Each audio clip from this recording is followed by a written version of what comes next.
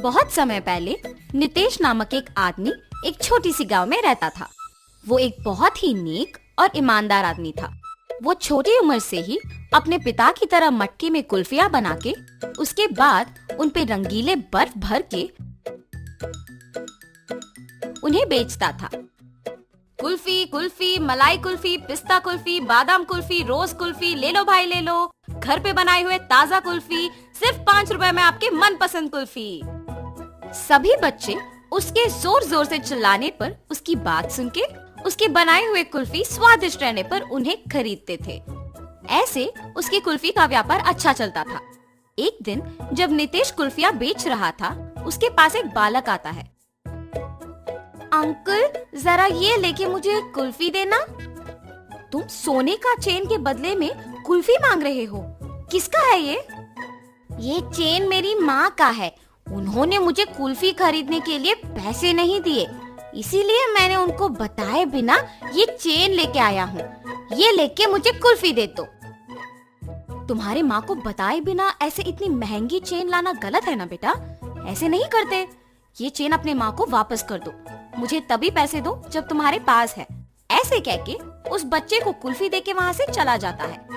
मगर जब वो कुल्फी खाते हुए चल रहा था, उसे एक और कुल्फी बेचने वाला दिख जाता है और वो सोचता है, अगर मैं इस अंकल को भी ऐसे ही सोने का चेन दूंगा तो वो पहले अंकल की तरह मना करके मुझे मुफ्त की कुल्फी दे देंगे और मैं 2 कुल्फियां खा सकता हूँ। ये ऐसे सोचकर उसके हाथ में रहे कुल्फी को जल्दी से खत्म करके उस दूसरे आदमी के पास जाता है। अंकल अंकल, ये चेन लेके मुझे एक कुल्फी दीजिए ना। ठीक है बेटा, 1 कुल्फी क्या 2 लेके खाओ। ऐसे कह के बबलू के पास से वो चेन लेके उसे 2 कुल्फियां दे के वहाँ से चला जाता है।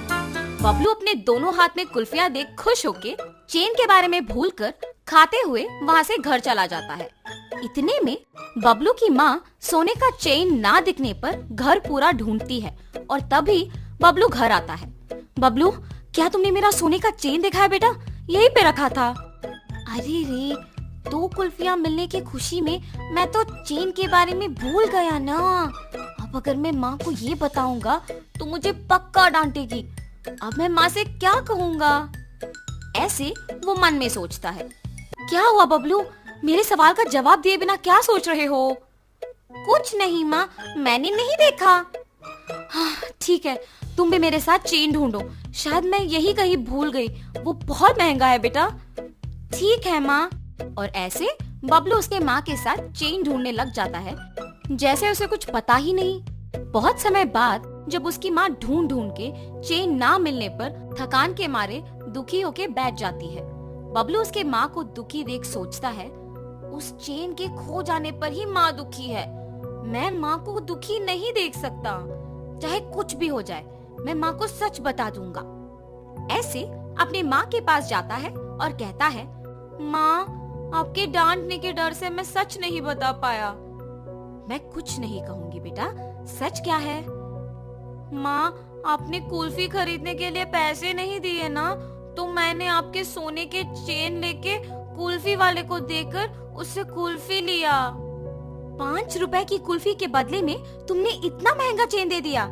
ऐसे करना गलत है बबलू। ऐसे फिर कभी मत करना। उस कुल्फी वाले को पहचान सकोगे? हाँ माँ, पहचान पाऊंगा। उसके ऐसे कहने पर बबलू की माँ अगले दिन कुल्फी बेचने वालों का इंतजार करती है।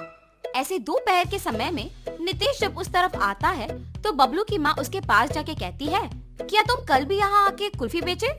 जी हाँ। आप ऐसे क्यों पूछ रहे हो? बच्चा अगर भोलेपन में आके तुम्हें एक महंगी चेन के बदले में कुल्फी मांगेगा तो ले लोगे क्या? हाँ, ये आप क्या कह रहे हो? मुझे कुछ नहीं समझ आ रहा। तुम कुछ मत कहो, मेरी ही बेटी की गलती है, इसीलिए मैं कुछ नहीं कह रही हूँ। बस मुझे मेरा चेन दे दो और मैं चली जाऊंगी। मैडम, मैंने वो चेन नहीं लिया। मैंने उस बच्चे को कहा भी कि वो चेन उसके घर में वापस लौटा दे। उसने आपको आके नहीं दिया। चेन देना ना पड़े इसलिए झूठ बोल रहे हो तुम। नहीं नहीं, मैं सच कह रहा हूँ। आप अपने बेटे को बुला के पूछिए तो सही। बबलू, बबलू। हाँ माँ। बबलू, क्या यही वो आदमी है जिसको तुमने मेरा सोने का चेन दिया? नहीं माँ। और ऐसे वो अपने माँ को नितेश के साथ जो भी हुआ समझाता है। कल मेरे इस तरफ आने की वजह से ही मुझे सोने का चैन मिला था। काश आज भी ऐसा कुछ हो। ऐसे सोचते हुए उस तरफ जा रहे कुल्फी वाले को बबलू देखता है।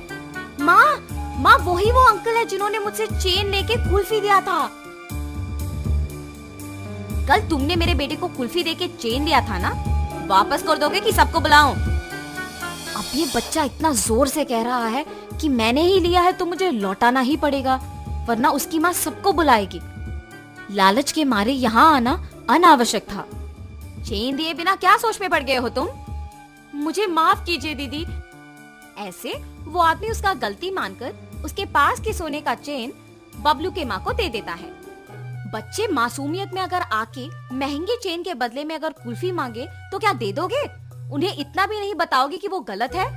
उस कुल्फी वाले ने ऐसे ही लालच के बिना मेरे बच्चे को गलती करने से रोका था। आइंदा ऐसे कभी मत करना, इस आदमी से सीखो।